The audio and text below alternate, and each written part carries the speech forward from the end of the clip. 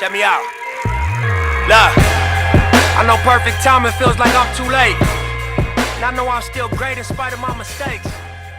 You know it's authentic every rhyme I say.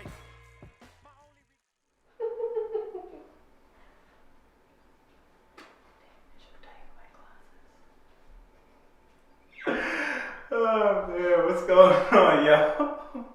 Oh, these folks are hilarious. Nah, but what's going on, y'all? Welcome back. Gosh, it's been so long. It's been like a long time. It has. You don't know. She doesn't appreciate us. I appreciate you. No. But no, welcome back. It's definitely been a long time for folks that have been following along. We were in all kind of places. So we took a little step back to just recalibrate and figure out some next steps. So I'm really excited to, one, share that with you guys as time permits. But that time isn't right now, because right now we are back with another episode of Perfect Time Multisport. And today we have our great friend Brianna with us. Hello. Hey. How you doing today? I'm good. You good? Good. You ready for this conversation? I guess so. All right. So usually it's like weird, because usually I'm like, oh, tell us a little bit about yourself. And people are always like, I don't know what to say. That's what the whole conversation is about. So I intentionally did not say that. So I'm really proud of myself. I will definitely pat myself on the back, make sure you are acknowledging yourself. But so with that, yeah, where are you from? I'm from Virginia, Fairfax County, Chantilly. Okay. So a lot of people from DC are like, well, that's really far away. And I'm like, not really. All right. So how far is that away then? With traffic or without traffic? All right, let's go with it's always traffic. Without traffic, it's like 30 minutes, 35 minutes. Without traffic, it's 30 minutes. Yeah. So that means it's long. It's so you ain't really from the district. I'm the DMV. Emphasis on V. I got it. So obviously we're here and we like to talk about sports and try to make sure we integrate some mental health components. But the first part that we want to talk about is your background in sports. So tell us a little bit about your intro to sports. Yeah, so growing up, just immediately, like when I was little, my parents always had me involved in like all activities. Okay. So I did like karate, gymnastics, and soccer. Okay. And then at some point, I just transitioned to soccer full time. So all throughout grade school and high school, soccer was like my main focus. Okay. So that's how I got introduced. So to sports in general. did you play not high school. Did you play high school and college? Did you play soccer in college too? I did not. All right. No, I was just in school, no sport, no. That's a big deal, just being in school. We're going to talk about that a little bit, but taking a step back, I know soccer was like that main sport for you for a long time. So what was your position? Like, tell us a little bit about that journey. Yeah, so I was always defense, fullback. What does that even mean? So I was trying to ask Daniela about like positions in soccer. Like, what does that mean? So they're the last two on the flanks on the sides that defend the goal. It's Okay. usually the people in front of like the sweeper. Okay. But I kind of rotated between all like defensive positions. Yeah. I wasn't very fast, so I was never like a forward. But I was like not afraid to like kind of body slam someone. So I was in the back for defense. So have you ever body slammed someone? I mean, not intentionally, but I've had a couple like. How do you unintentionally body slam someone? I mean, I had a couple like yellow cards, Okay. but nothing major. All right, cool. So thinking about that first intro to sports, I know you were really active in all different sports, but what is the word I'm looking for? Whatever. In particular, that was what I was looking for. In particular, in soccer, what were some lessons you learned as you were growing up playing soccer throughout grade school and then high school? Yeah, I think the biggest thing would be just the teamwork aspect. Mm-hmm. You can't win a game just by yourself. You have to have all players involved, all of your teammates like working together, and teamwork is very prevalent in adult life. Yeah. That's right. So just allows you to learn how to work with people. Mm-hmm. And also how to deal with like not always winning, because obviously you're not always going to win. So just like, how to like cope with not being the best team, not winning the tournament, not winning whatever. Excuse me. So yeah, teamwork mostly. Okay. Yeah. So I know you didn't play soccer in college, but what was that transition for you? Like taking those lessons and now you're in college. First of all, before you even answer that, what college did you go to? I went to the greatest university of all time, Howard University, the Mecca. The Mecca. All right. Class of 2009. Okay. Best class ever. Why'd you choose Howard? I honestly had no intentions of going anywhere else. I went to, I think it was a homecoming, like when I was younger. Yeah. With my parents, and then from there I was like, oh, this is where I'm going to school. Like, how young were you? Actually, our last podcast, we had Scarlett on, and I think she was saying how she went to a homecoming when she was in 9th grade, and that's how she chose Howard. So yeah, how old were you? I don't remember how old I was. It was definitely in high school, where I first went on campus, and then my parents enrolled me in this like, can't remember what it was called, but it was this summer program where you basically stay the summer on campus and go to classes.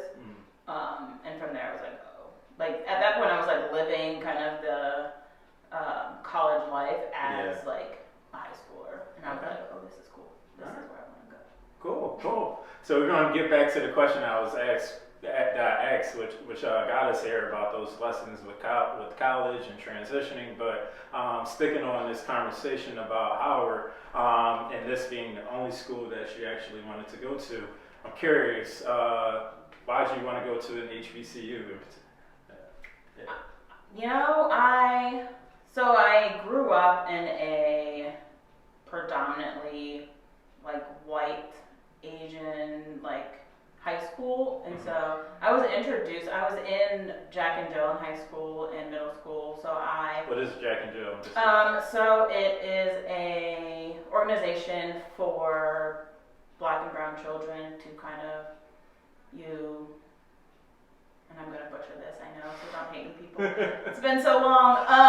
Basically, like you have the Black children get together and you just have different programs and you just learn different things. I remember we did a cotillion and like dining etiquette. Okay. So like how to arrange like the silverware and like, you know, just a whole bunch of like programs to go through. So I was thinking, was it like a sorority of like of youth? But nah, as you started getting into like the dining and the etiquette, and that does not align with like a lot of sororities or fraternities. Not throwing in the shade, just saying. So cool.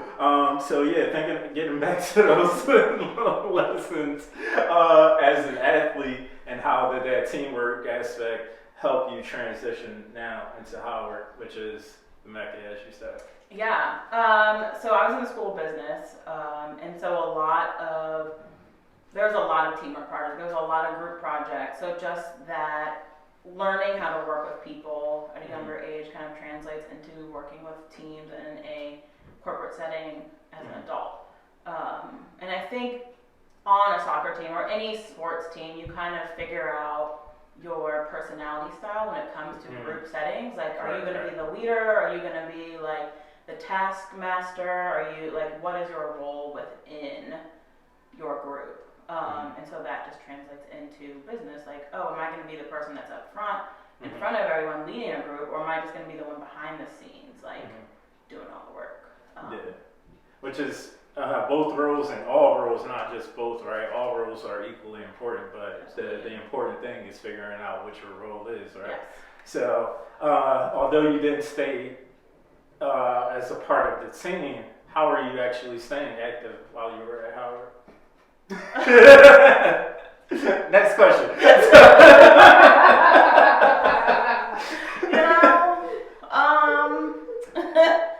Not with sports. I would like work out and go to the gym, but no, not really. So I don't know. Just studying. Yeah, just studying. Just studying. Going out, hanging out with friends, Yeah. Regular college life. Alright, cool. we're not going to make her too awkward, so we are going to move on. Yes. And like I always say, especially for folks joining us live, well, actually, this is only for folks joining us live. If you have any questions and you want to shoot us your questions, please feel free to jump in the chat. That is the value of joining live. If you're watching or listening to this, I'm like jumping between cameras because we're like super like professional here. We got everything set up. We're not. But if you're watching or listening to this at a later date and you're like, what is he talking about? You need to make sure you tune in. So yeah, getting back to the conversation though, you don't have the team aspect and the team component. One second. I do know that you started like some club activity and club sports. And was that at Howard or is that later? I played like recreational soccer. Okay. After college. Okay. All right.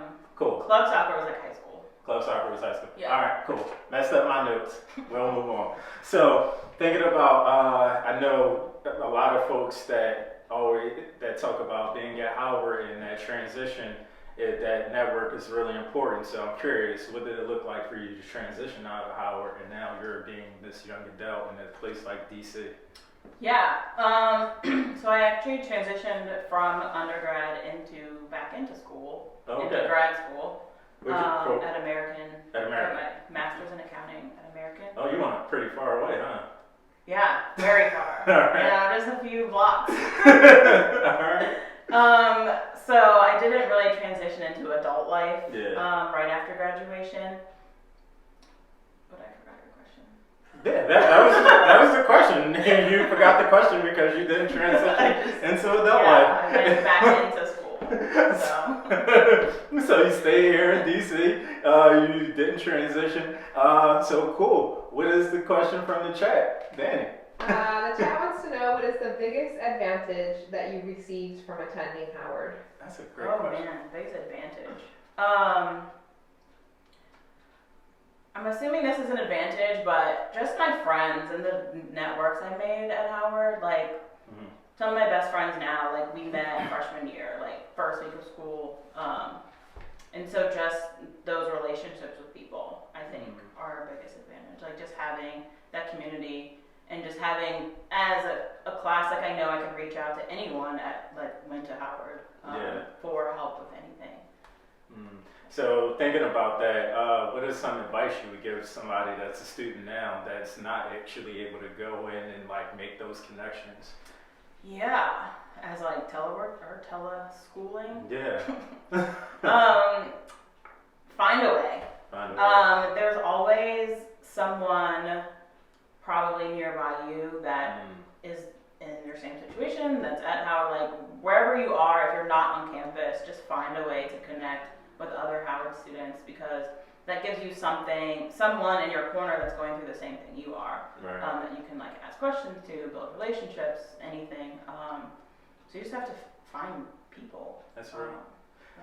A lot of folks that may listen and watch this episode, this podcast, they know that my little cousin just got into Howard and she started this semester, but she is not able to be here because of COVID. So I always like to ask folks, especially folks that went to Howard, some advice. So I can share this with her. But with that said, I do know we have another question in the chat while we're on this topic before we move on to the next. So this question will fast forward very little. Okay. I wants to know. Okay. What was the transition from Howard to American and eventually to Ellen like? So it was pretty easy. Well, okay. So the transition from Howard to American was pretty easy. Like I was already in that school mindset. So it was really just, I was in school for an additional year. So nothing really kind of changed. Mm-hmm. Just location and setting changed. So that wasn't a big transition. Mm-hmm. The transition into Elon, however, was a harder transition because that was 8 years after. Yeah. So I was living my best life as an adult, like working full time, like not studying for anything. And then all of a sudden I'm back in school full time on a subject that's completely different than when I studied in undergrad and grad school. And so there was just a major learning curve. And it was away from like my community in DC. I was in North Carolina. I didn't really know many people in North Carolina, so that was another factor. So that transition was a little bit harder. Okay. Yeah. Yeah. All right. We'll definitely get back into that. But as we take this little step back and thinking about your time here at Howard and then American University, you talked about not really staying active. So what was the thing that got you back to being active? I don't remember like a specific thing, but I started just doing 5Ks, starting to run. I was never a big runner, but I was like, oh, I want to do a 5K. So I convinced a couple of my friends to do one with me, and then so I did a few 5Ks, and then I was like, oh, like what else is there that I can do? I've always been one to like kind of seek out the next challenge. So I was like, okay, I'm doing 5Ks, what's next? And then I got into Spartan racing, did a bunch of those. How'd you get into Spartan racing? I had just signed up with some friends. It was a race, it was the Biggest Loser race. So you remember like the show Biggest Loser? I do. It was kind of like right when they came out, but there was an obstacle course race that they were hosting. Okay. So me and my two best friends signed up. And we were under the assumption like, oh, Biggest Loser, like, it can't be but so hard. We show up, and it's basically a Biggest Loser team at a Spartan race. And we were like, not quite prepared for this. Yeah. But we finished. It was a 3-mile loop with obstacles. And then from there, it kind of like took off. We did like at least 5 of them. At least in 5 different Spartan states. races? Yeah. Oh, wow. We did the trifecta one year, so that was all 3 distances. What are the distances in the trifecta? So there's the sprint, which is a 5K, through like basically like trail running with obstacles. So there was a 5K, and then I can't remember the middle distance, but I think it was like 6 to 8 miles. Okay. And then the third one was like 12 plus miles. Okay. So it was definitely hard. I remember one race we did, it had just flooded like the day before, and I basically had like a panic attack on the course because we were literally scaling mountains, and I was just like, this is too much. But anyways. But did you finish? I did. I finished all of them. Some took longer than others, obviously, but I got them done. Yeah. So in those 5 races or so, what was your favorite memory as a Spartan racer? Do they call? Is it like? Are you called a Spartan racer? What is that? Spartan? All right, cool. What's your favorite memory as a Spartan? I think just doing them with my friends. Okay. It was usually just me and my 2 best friends. If they're watching, Karis and Thea, who knows? But so we did. I basically convinced them. They didn't. They're not as into running as I was, but it was fun. We have a lot of good memories. So. Okay. Yeah. So a lot of these, what's it faces? You're going from these team sports, and now you're into all these individual sports, but you're still trying to figure out how to build that community. After Spartan races, what did that look like for you, especially as you continue to be active? In particular, triathlon. What? Clarify? So when did you get into triathlon? So it was a couple years after that. Like I said, was just kind of looking for the next thing. Like, okay, Spartan race, I'm over that. Like, what's next? Yeah. And then I don't know how exactly I got into triathlons, but I started looking it up, and I knew that I needed like a structured training plan. Like if it was left to my own devices, it probably wouldn't happen.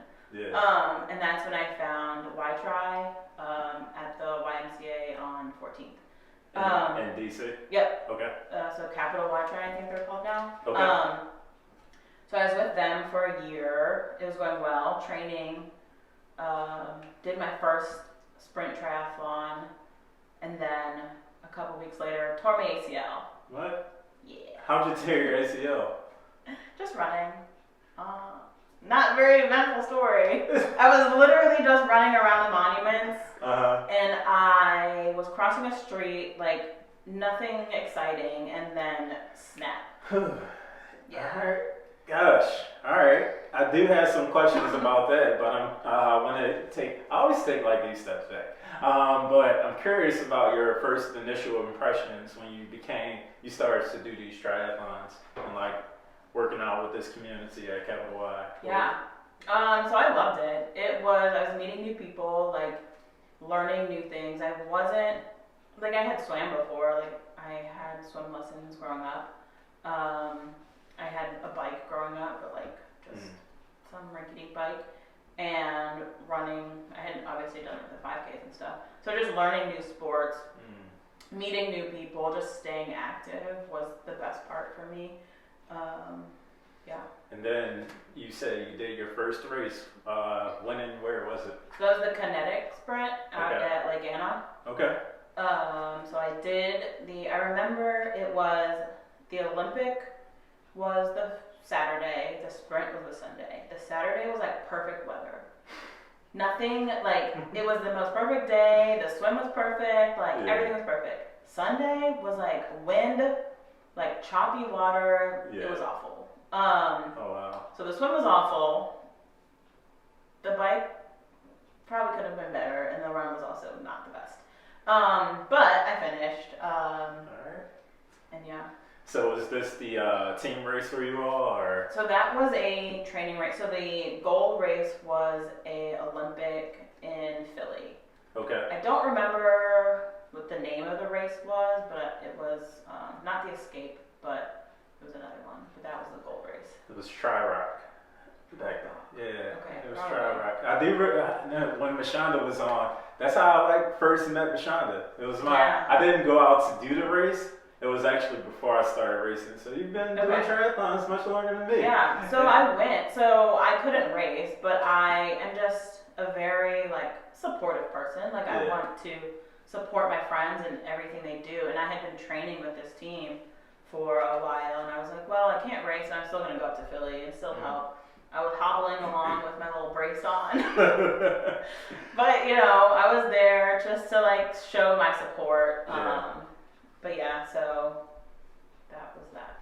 So thinking about that support and you showing other support, what did that look like for you in the process of recovering from this ACL injury? Like, what support did I get? Yeah. I had a lot of support. Like, family, friends. It was, at first, it was a little hard because I knew I was going to be out for a while, I couldn't do a lot. So initially, like, right before my surgery, I did, like, it was upset. And then, you know, after recovery, I started getting back into things. But I've always had supportive family members, supportive friends. I had the Y-Tri team, which was still supportive of me. This was pre-district tri, but I'm sure they would have been supportive too. Yeah. So as you say this is pre-district tri, how did you hear about district tri? Instagram. So I saw a picture on Instagram, and then I had messaged Marcus, and was like, hey, I am like on the injury reserve list right now, but at some point I would like to like get with the team. And then I showed up at some happy hour or like something non-active event that I could go to. Okay. And then from there is how I got involved. All right, cool. So did you come out and just start racing again, or what was that transition like post-surgery? Yeah, so I was going through rehab, and then I did a race probably a little sooner than I should have. Okay. It was don't remember the name, but there were a couple of district tri people who did it also out in Virginia. It was a sprint, and so I did that. And I was like, okay, I need to rehab a little bit more, so I took some time off to just get stronger. Yeah. Okay. All right. So thinking about that recovery for you, right?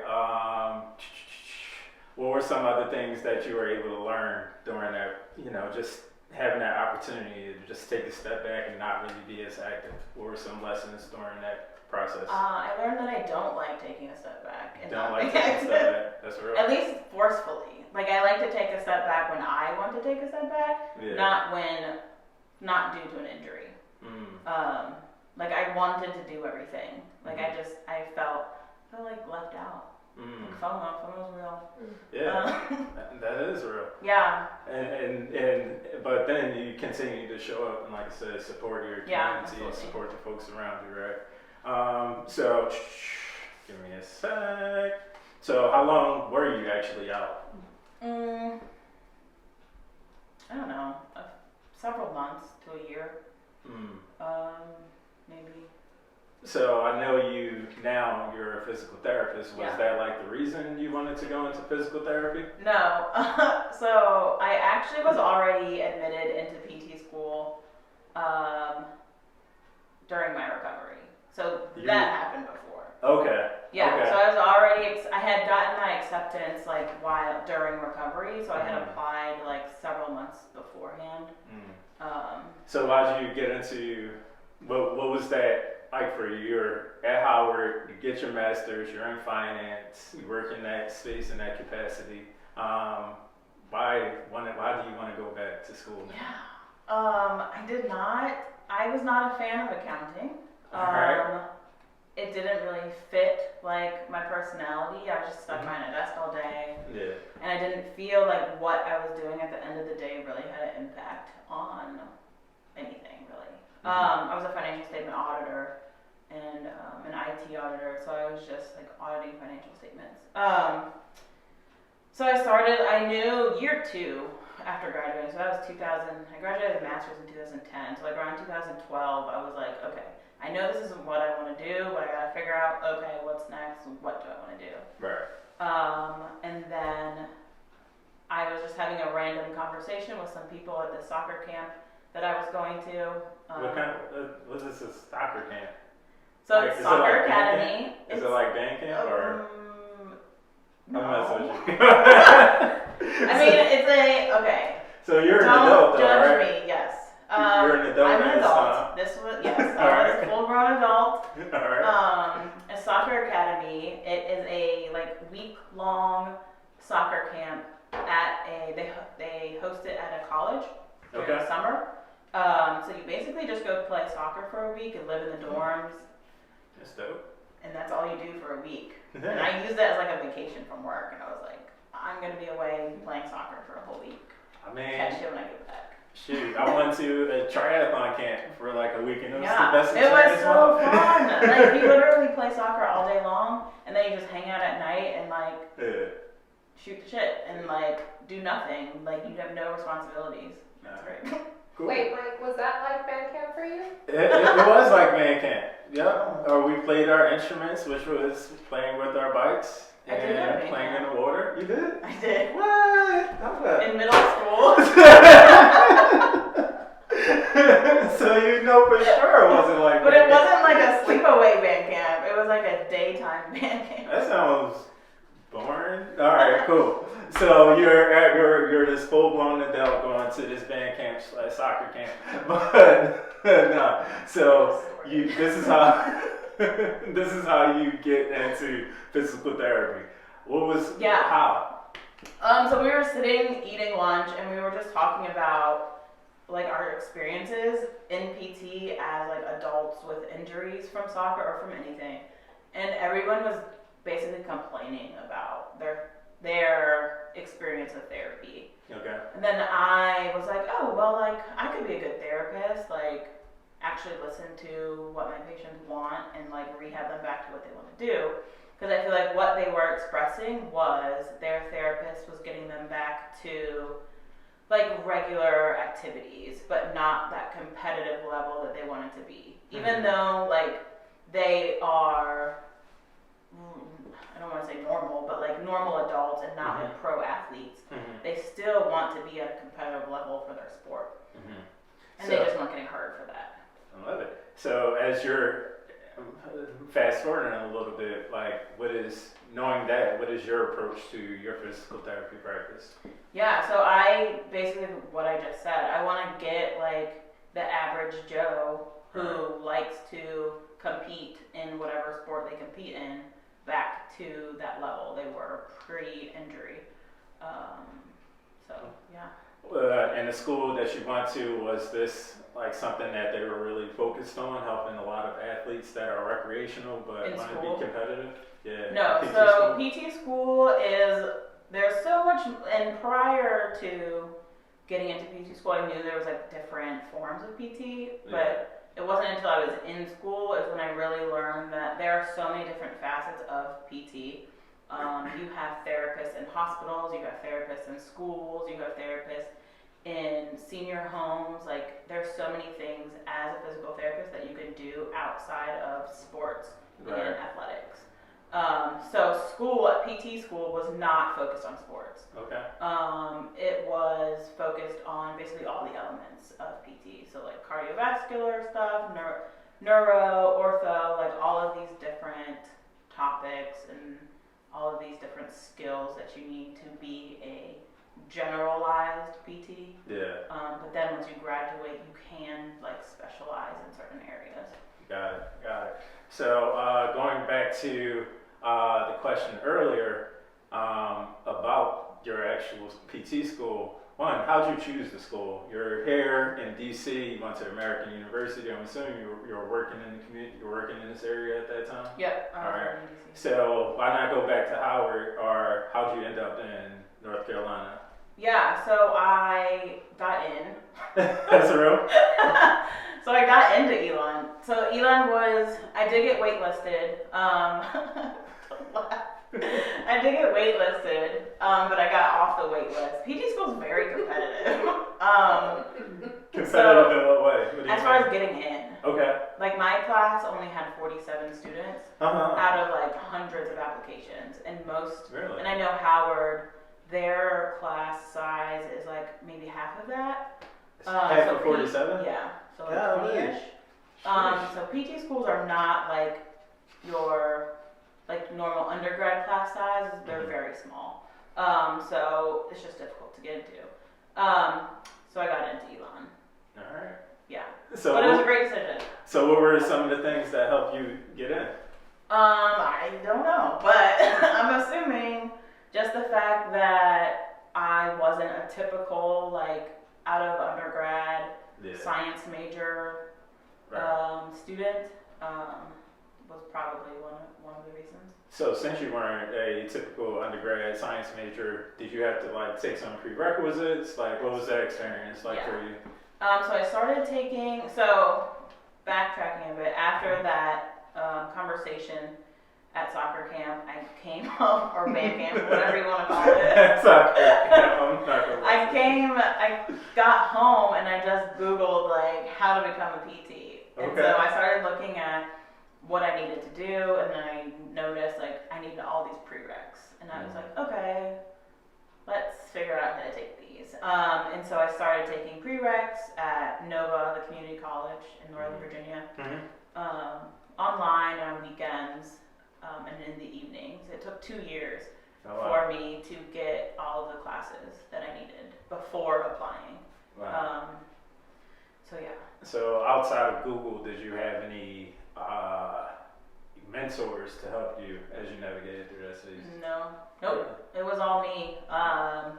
I had to Google everything.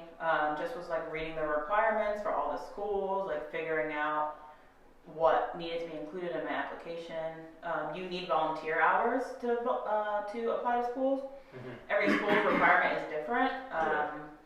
On average, I would say maybe 50 hours of volunteer hours. What kind of, just doing anything? So you have to have, also depends on the school, but volunteer hours in the different settings. So in an outpatient setting, which is what I'm currently in a hospital setting, and then in a inpatient setting. Okay. So I had to figure out how to do that while working full time and taking these classes, figuring out, well, how am I gonna like do these volunteer hours? I have to go to work. Yeah. But luckily my manager was just very open to me coming in later so I could do the hours in the morning. I don't know if they knew that I was eventually leaving, but they let me do it. Alright. I'm sure they had So thinking about that transition, right? You said you're an adult. Unlike going from Howard to American, you were already in that mindset. Yeah. Now you have to go back to school. Yeah. So what was that like for you? How did you manage that? That was hard. So the first year, I was trying to like maintain my life like here, Okay. but also trying to like study and like learn a lot of things in school. So I was literally, and I also had a lot of races that I had signed up for. Like triathlon races? Yeah. Okay. So I was like every other weekend, like coming back home, Wow. racing, just coming home, like just trying to keep some resemblance of my old life. Why was that important at the time? I mean, that's what I knew for so long. And then, I was also going home because my mom was sick at the time, so I just wanted to be home. Yeah. Yeah. Okay. All right. So how'd you manage that? Did you, although it was difficult, were you still able to maintain a high level, a high academic progress and your grades? Like, what was that like for you? Talk about that a little bit. For a little while, I was okay. I was able to like maintain my lifestyle as it was before, but then my grades started to suffer a bit. And just for like full disclosure, I did get put on academic probation, which is when your grades fall below a certain level, after anatomy. And there was a lot of things involved with that. It was the fact that it was a new subject. I was had been out of school for so long, and now I'm like learning about every muscle and bone and literally everything in the body. This is a lot of content. And then I'm also going home every weekend to be with my parents. Right. So I think priorities were, I wouldn't say my priorities were wrong. I feel like my priorities were fine, but just managing it could have been better. Yeah. But with all that said, the faculty just at Elon was so helpful, and just making sure I was staying on track, and getting the grades I needed to graduate on time and get everything done. See, that's the thing. Like, if you just go right through it, right? You're as an adult, you can just. I'm sorry, as a young adult, you are able to just go ahead and barrel through. But now you're an adult, you have like this life outside of education. Yeah. So this first time that you're on academic probation, did you actually have to, before you finished school, did you have to go on academic probation again, or was that it? Twice. What? So this was towards the end. Okay. So this was the second year. Were you still racing too? No, I had fallen off the races. All right. One, also because financially, it wasn't really feasible. Yeah. Because I didn't have an income. That was also really hard, going from having this great salary, living in DC, being great, to having $0, no income, and living off student loans. That's right. So I could have saved better. But anyways, that wasn't the question. So I did get on probation again, but this was then after my mom had passed. So I was just not doing things I probably should have been. I wasn't studying. I was still going home. I just wanted to be with family. So that was just another hard situation to deal with. So how was it to go through that? You're in school, you're trying to figure this out, and you're invested not only time, money, but your career that you left behind. How was it to go through that, to lose a parent and still have to figure out life at that time? It was hard. Losing a parent's hard. Yeah. Especially young, 30 is young. But what was the question? It's hard. Yeah, I just trying not to cry, so. And you can if you need to. We don't have tissue, but so what did the support of your community look like for you at that time? Yeah, so my faculty member, my classmates knew, but I didn't really tell a lot of the faculty members at school. I'm just not a person to share a lot of detail, like especially like intimate, close details with everyone. Yeah. So I just wanted to keep that close to myself. But the faculty was very supportive, even though they didn't know what was going on. They were still supportive of me getting the grades I needed to graduate and getting everything done I needed to graduate. But on the flip side, like my friends, who obviously knew what was going on, were very supportive. My classmates were very supportive. They put together this like care package bundle thing for me, which included literally all the things that I love. Coffee, pens, socks, notebooks, great things. Yeah. So just having like people around me that supported me, but also gave me the space that I needed to kind of figure things out. That's fun. I love that. So definitely would love to talk more about that, but I do know that it's a hard topic, so I won't spend too much time on it. But with that in mind, if you guys have questions about some other stuff as we continue this conversation, please feel free to drop those in the chat. So now you've gone through these really difficult times as you progress through your program at Elon. It's Elon, right? Yep. Elon. I don't want to mispronounce it. At Elon. But what was it like for you to now transition out of Elon and back into some like into normal the real life? world? Yeah, again, like you had to do this twice. And no, it was fantastic. Yes, it was great. Yeah. So I graduated in December of last year. Okay. In 2019? 2019. 2019, cool.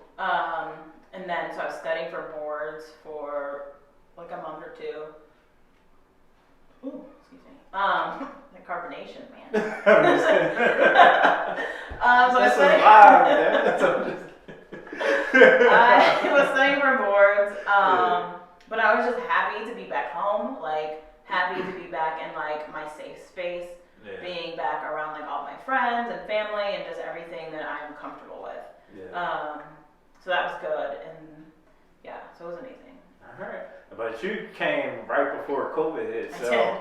that had to be difficult. Yeah, that was rough. So I started working at Rose Physical Therapy downtown in March, which, if you do some math, that's what I'm looking at. Wait, was like 3. I think I had just finished orientation, which was like 3 weeks, and then all of a sudden COVID, and we aren't in the office anymore, and like we're furloughed, just chilling at home, and I was like, well, this is a great way to start, like my new life and new career. But just being home I was fine. So why'd you choose to work at PT? I know Rose PT. I know there are so many other places, but what was it about Rose that made you say this is the place that I want to be and start my career as a physical therapist? Yeah. So Rose is very unique in that it is hour-long one-on-one appointments with a therapist. That is not a common setup for outpatient clinics.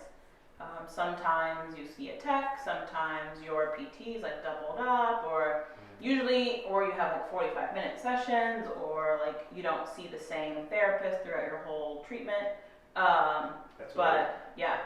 So the fact that you just have that time with the patient, with the client, to like spend that time with them to figure out what do you want to get back to, and to like appropriately manage their treatment, and just see them grow, see them progress through their time with you. Got it. So I know physical therapy, me personally going through an injury, and then getting through that injury, it's a lot of hands-on stuff. Yeah. But you're starting again in March 2020, you do the math, that's like right when COVID hit. So what was that like for you to now go through school, you know how to do a thing a certain way, but now you're not able to do that thing the way you've been learning it for the past few years? We're still hands-on. Okay. Even not in person? Yep. So we did telehealth for a while. Okay. So I was at home working, doing telehealth sessions, but then we started going back, gradually going back into the office, doing like full in-person appointments. So it was all hands-on still, but sticking to Yeah. COVID, CDC guidelines. I felt fine with it. All right. The law is not watching. Actually, I don't know who's watching this. So you gotta make sure you throw that in there because yes, following all CDC precautions and guidelines. Science management. So now, transitioning to the conversation from being a professional to an athlete. Yeah. Like, what are some things that are keeping you active these days? Oh man, I've been riding my bike a lot. All right. That's really it. That's fine. Schools are closed, so Yeah. can't do that. Don't really like running right now, so biking it is. All right. And So the gym, weightlifting. what does riding your bike a lot look like for you? So I just finished my first century What's a last century? week. 100 miles. What? You knew that. I know, but everybody The doesn't people, know that. the people didn't know. I do it for the people. So you did your first century, which Yes. is 100 miles. So Yes. why did you do that, and what did you take from that? You know, I was just like on this like cycling kick. Yeah. And I was like, well, I don't know how long this kick is gonna last because I have a tendency to like phase in and out of things that I like to do, and so I was like, well, it was the Amish Country Bike Tour, I think is the official name. Okay. So it was like a supported ride. They had planned rest stops, like SAG support, and all of that. And I was like, well, if I'm gonna do 100 miles, like I want there to be some sort of support. I want there to be like other people around me. Like I don't want to do it by myself. Right. So I was like, I'm gonna sign up. All right. So yeah, And you just got it done. I just did it. Did Took you- a long time, but You do it by yourself, or so did you sign up to go alone, or where? so I learned about it from another District Tri member, Laura, and Okay. her and her friend Justine were doing it. Okay. And so I ended up riding with them the whole time, which was Yeah. really nice, just to have a company and not by yourself. I love that. Yeah. I love that. And congratulations Thank on your you. first century. Yes. But before I ask my next question, I do Okay. know we have a question in the chat. So, Hopefully it's So, what started your return to cycling? So I just started riding with Mashonda. I was like, I just want to go ride my bike.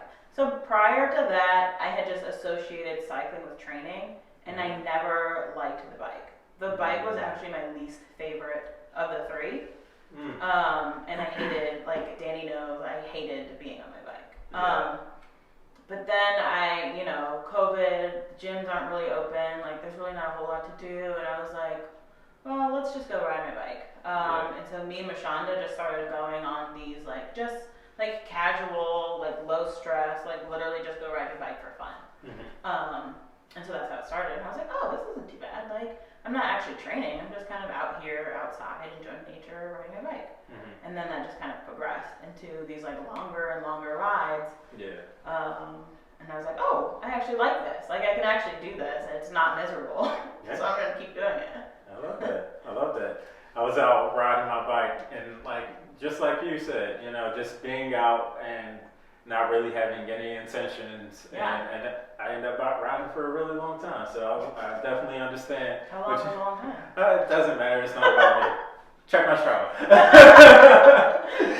So thinking about that though, what are you looking forward to as we try to transition out of I don't even want to say it. What are you looking forward to next in your athletic journey? Okay. I don't really have any plans, really.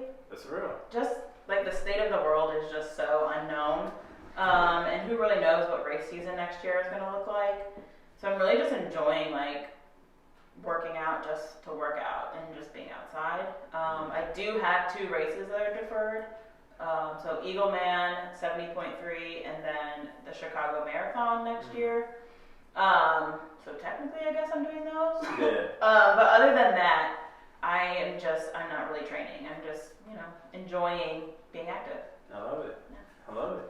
All right. So as we are about to start wrapping up, we definitely want to make sure we're getting prepared for our rapid fire portion. But if you do have a question that is not really a rapid fire and needs a bit more thought, please make sure you drop it in the chat. Also, if you have some rapid fire questions, which can be as awkward and random as you want them to be, please drop those in the chat. But before we get into that rapid fire question, one thing that I do want to ask, and I ask this all the time, is how do you define the perfect athlete? Perfect athlete is anyone who just goes out and completes whatever they have, like their goal.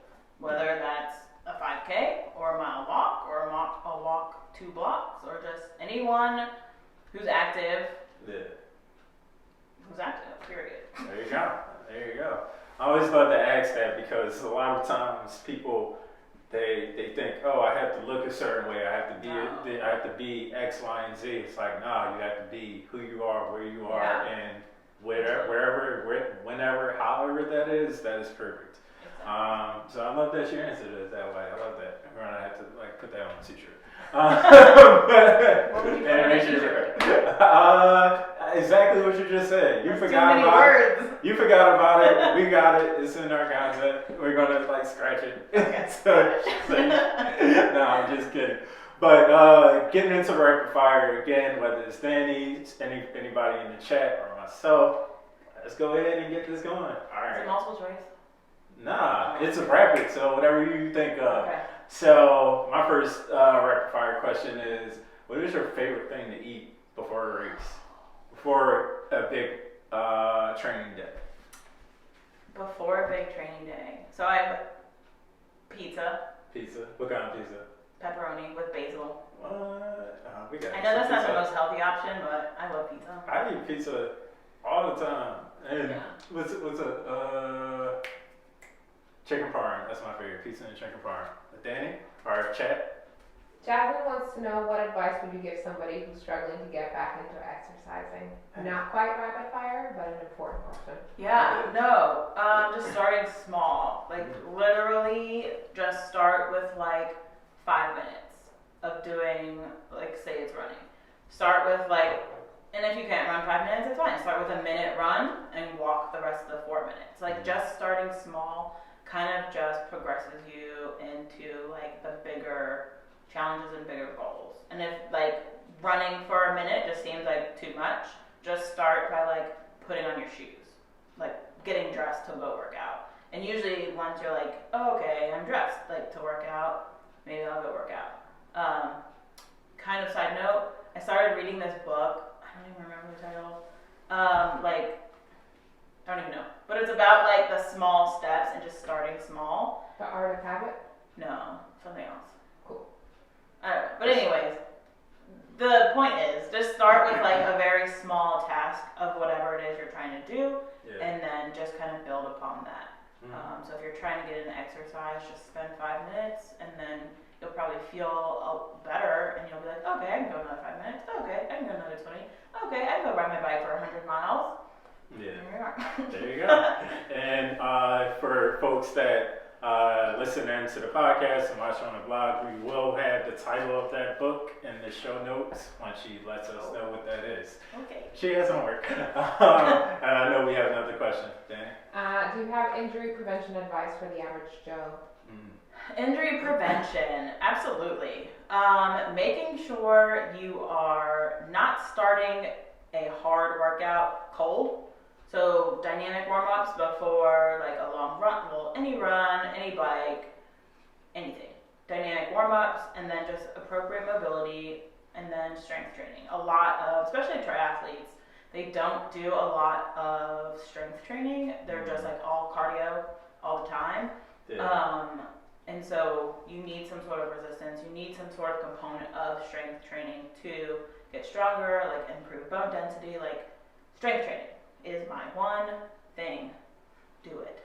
So and mobility. What are some? And listen to your body. I'm sorry. Oh, That's it. Strength training, mobility, and listen to your body. But thinking about strength training, what are some workouts that folks can make sure they have to be doing? If they don't do anything else, what are some things you recommend folks do? If they don't do anything else. What are 3 to 4, 5 exercises that they should be doing? Gosh. So I would do. That's tough. A squat. Squats are good. Mm-hmm. I personally. It's just, it hits a lot of muscles. So squats, deadlifts, and then I would say like lateral band walk. So that's with the resistance band around your knees or your ankles, just to give you that kind of lateral stability. Yeah. Because a lot of runners, you know, you just do this straightforward motion. You never really do side to side stuff. So strengthening those glutes. 3, and then a core exercise, I would do like a dead bug, or so that's like when you're on your back and doing that. We have a gym floor. Do you want to Absolutely not. A core exercise of your choosing. Planks. Planks are really good. Yeah. So that would be my list. All right. More questions. 1, what does your shirt say? It says, ooh, black doctors are dope. That's a great question. I love it. Other question. Taco Tuesday or Wine Down Wednesday? Oh, Taco Tuesday. Absolutely. Oh. That's an easy one. Yeah, I know. What is your favorite thing to eat after a race? After a race? Yeah. Oh. I don't know. Well, yesterday I had a donut, so I'm gonna go with a donut. Ooh, what kind?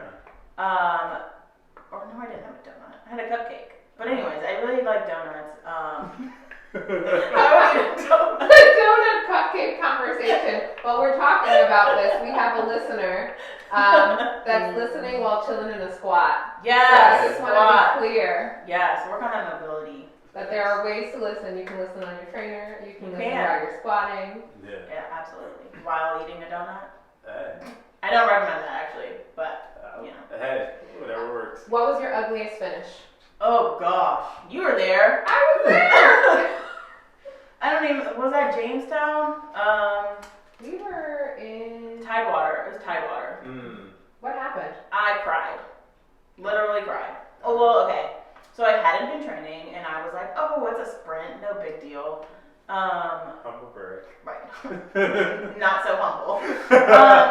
So it was just awful. The swim was up there were jellyfish, so I got stung. Like the bike at that time, I did not like the bike, and it was 2 laps, so it was like, oh crap, I gotta do this again. And then the run, I had stepped off a curb and like fell on my hip.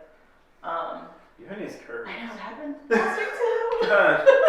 What happened last week? I fell off a curb and sprained my ankle. Is That's that my your good. ACL? No, that was just running in a straight line. Anyways, I pretty much had like a mental breakdown on that run and was just like crying, and I crossed the finish line and just was like bawling, and Danny was there to witness that. Yeah. And it was very, very helpful, and I appreciate it. Yeah, so it was good she was there. Proudest finish. Proudest finish. Oh, that was with Mike Well, at AC. When you ran with me, yeah, at that last stretch of the Atlantic City Olympic. That race I was very proud of myself for that because, again, my training could have been better. And there's a theme here. Yeah, so I was just, and it was like the whole squad was there. There was a lot of District Tri people, so just crossing the finish line to like my friends, it was great. I love that. Yeah. I love that. And last rapid fire question. If you had to marry one, kiss one, kill one, what would it be? Swim, bike, run. Ooh, okay, so updated version, I would marry the bike. Okay. Kiss and kill? Yeah. I would kill the run because I can't run right now, according to Dr. Wells. Is that Micah? Yeah. And then obviously swim, kiss the swim. All Even right. though I haven't seen a pool in who knows how long. Yeah. I love it. I love it. I also love that, like, she's just dropping a bunch of names, and like these are folks that have either been on the podcast as a guest, or we are planning to reach out and bring them on. So that's exciting. So with that, thank you everybody for joining in. This was great. Your questions were great. I missed some questions, but you guys were definitely supportive and helping with that. But with that, we are going to transition and not go live as much. More details to come with that. But anyway, really excited to be back. You see, I'm a little all over the place. I need to just get back in the groove of things. Yeah. I feel like I said it back like 10 times. It's okay. All right. Again, thank you to everybody that watched live. Thank you for everybody that's listening at a later date. Thank you to everybody that's watching at a later date. Also, shout out to our partners, Aftershots, Athletic Brewing Company, Urban Athletic Club, Philly Bike Expo. That's the one I always forget. And then last, Walls Caps. They're really great. They created a cap for us. We have not gotten that in the mail yet, but that's going to be really dope. All the podcast guests are going to get that for free. So I'm really excited to share that and excited to just continue bringing you guys on this journey. Like I said, we are also giving away some aftershocks. We are still needing to give you the details of how that's going to happen. So stay tuned for that. Again, that's it. Am I missing anything, Danny? You're good. I'm good. Thank you guys. Promise I'll be better next week. But no, thank you again for joining thanks us. for having me. This was dope. You're dope. Black Doctors are dope. Black Doctors are dope. And I look forward to seeing you guys next time. Peace.